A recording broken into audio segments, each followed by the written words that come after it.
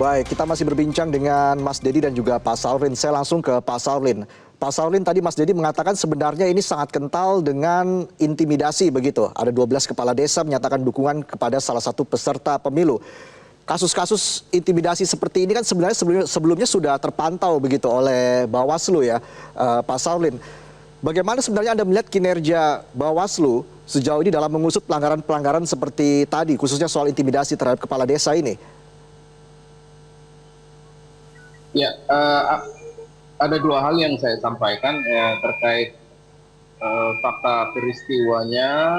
Tentu kita akan dalami ya, karena menyangkut fakta-fakta hukum. Tentu kita akan dalami seperti apa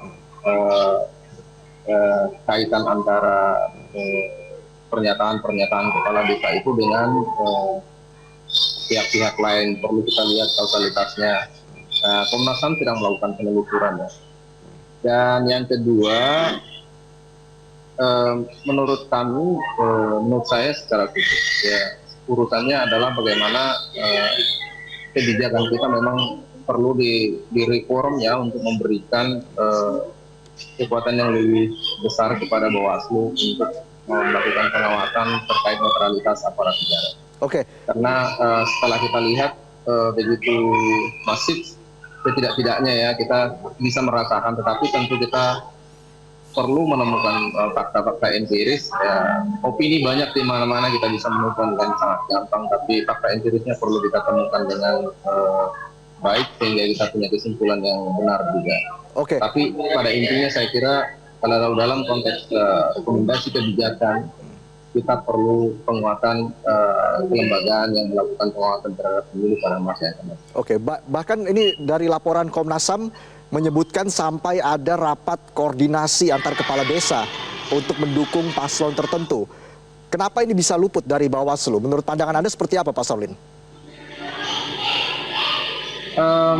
Saya kira Bawaslu menemukan banyak sekali pengaduan dan tentu mereka memikirkan juga seperti apa kewenangan-kewenangan yang dimiliki terkait hal-hal seperti itu. Jadi tapi dalam hal yang bersamaan juga Komnas HAM mendapatkan pengaduan-pengaduan dari masyarakat sejak tahun lalu sampai sekarang, dan kita tentu dengan tugas dan kewenangan Komnas HAM untuk memberikan pandangan, sikap, dan rekomendasi penting untuk segera kami sampaikan kepada publik bahwa inilah kenyataannya, dan kita perlu memikirkan bagaimana reformasi kebijakan yang segera dilakukan. Oke, Pak Saulin, saya ambil contoh yang lain ya. Ini terkait dengan, ini juga dari laporan Komnas HAM soal beredarnya video ajakan PJ Gubernur Kalbar Harrison saat mengajak masyarakat untuk memilih calon presiden dan juga cawapres yang mendukung pembangunan IKN. Ini kan tapi seakan-akan kasus ini menguap setelah Harrison yang bersangkutan meminta maaf begitu. Penelusuran yang akan dilakukan oleh Komnas HAM terkait dengan hal ini seperti apa, Pak Saulin? Ya, faktanya rekaman video itu sudah ada dan kita sudah memilikinya juga. Artinya faktanya cukup kuat ya. Nah, untuk urusan pelanggaran yang mungkin arahnya administratif, saya kira Bawaslu harus bekerja keras. Tapi kalau memang dibutuhkan penegakan hukum lainnya, saya kira Kemendagri harus melakukan teguran keras. Ya. Oke, artinya tidak cukup dengan hanya meminta maaf begitu ya, Pak Saulin? Ya, saya kira perlu ada penegakan hukum ya kepada pihak-pihak yang tidak netral ya, yang disyaratkan oleh undang-undang harus netral dalam pemilihan.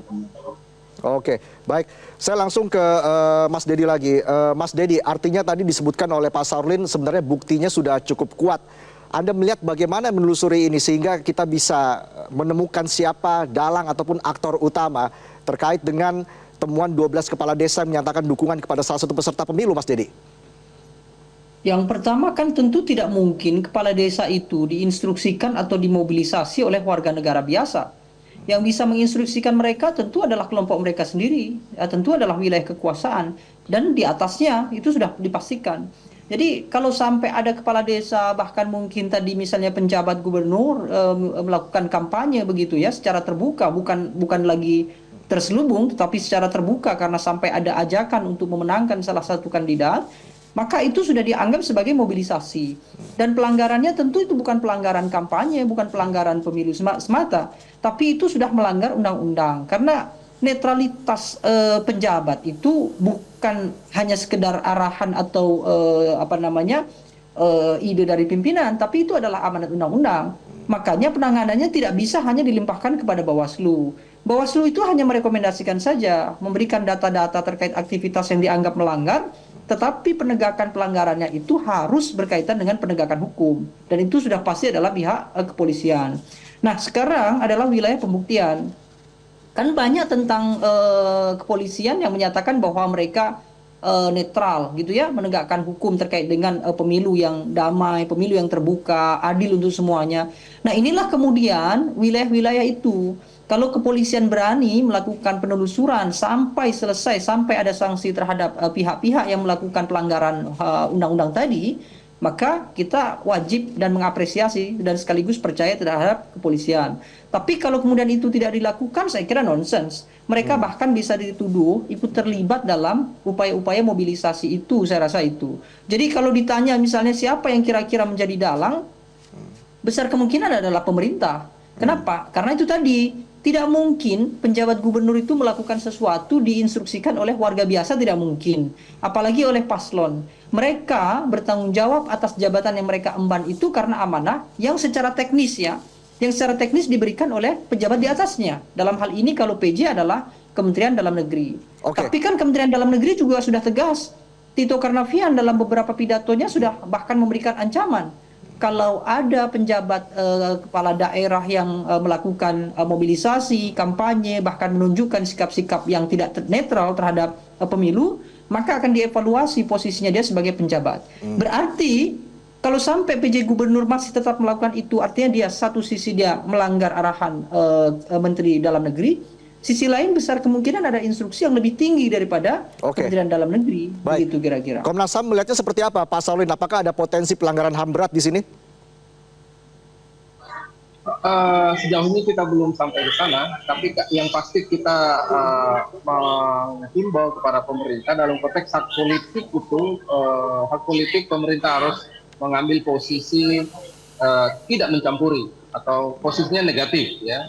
Tetapi dalam konteks misalnya kesehatan, hak kelompok rentan, seharusnya pemerintah harus lebih aktif ya untuk mendorong supaya mereka mendapatkan haknya dan kesehatan penyelenggara pemilu bisa kita pastikan. Jangan sebaliknya. Sebaliknya justru tantangannya di mana, Pak? Ketika memberikan analisa pelanggaran HAM berat ini, tantangannya ada di mana, Pak Saulin? Penggunaan Undang-Undang 26 saya kira masih jauh. Tetapi tentu semua punya kemungkinan karena apakah dia memiliki unsur-unsur yang terkait dengan Undang-Undang 26, tentu kita butuh analisis lebih lanjut, Bapak. Baik. Terakhir singkat saja, Pak Saulin, Koalisi Masyarakat Sipil bahkan menyampaikan ada potensi 140 juta suara pemilih yang bisa dimanipulasi. Komnas HAM menyoroti hal ini seperti apa, Pak? Dan langkah hukumnya ke depan akan seperti apa? Ya, tentu kita mengharapkan supaya pemerintah tetap memastikan tidak mencampuri hak-hak politik warga. Karena itu bisa bertentangan dengan Undang-Undang Hak Asasi Manusia, bertentangan juga dengan Undang-Undang Nomor 12 Tahun 2005 terkait hak sipil dan politik, ratifikasi kepentingan hak sipil dan politik, sehingga kita memiliki banyak sekali problem baik di secara nasional terkait membangun demokrasi yang lebih baik, tetapi juga komitmen kita sebagai negara yang harus menunjukkan progres pembangunan hak sipil dan politik dan hak ekonomi sosial budaya kepada para mitra kita yang lain. Terkait dengan rekomendasi dari Komnas HAM, ini kapan akan dikeluarkan oleh Komnas HAM terkait dengan pelanggaran-pelanggaran pemilu yang terjadi selama pemilu 2024 ini? Kami kalau rekomendasi yang sifatnya emergensi menurut kami sekarang adalah karena saat ini penghitungan masih berlangsung, pleno masih berlangsung di berbagai kecamatan di Indonesia. KPU harus segera mengambil tindakan mitigasi untuk memastikan tidak ada lagi korban. Ya. Jadi jam kerja para penyelenggara mesti diperhatikan dan termasuk kesehatannya. Itu saya kira rekomendasi yang sifatnya darurat yang sekarang di mana KPU harus segera ambil. Baik, kita akan pantau seperti apa langkah dari KPU dan juga Bawaslu khususnya ke depan untuk terus mengungkap pelanggaran-pelanggaran yang terjadi selama pemilu 2024 secara terang benderang kepada publik. Terima kasih Pak Saurlin dan juga Mas Dedi sudah bergabung bersama kami di Primetime News. Jelajahi cara baru mendapatkan informasi. Download Metro TV Extend sekarang.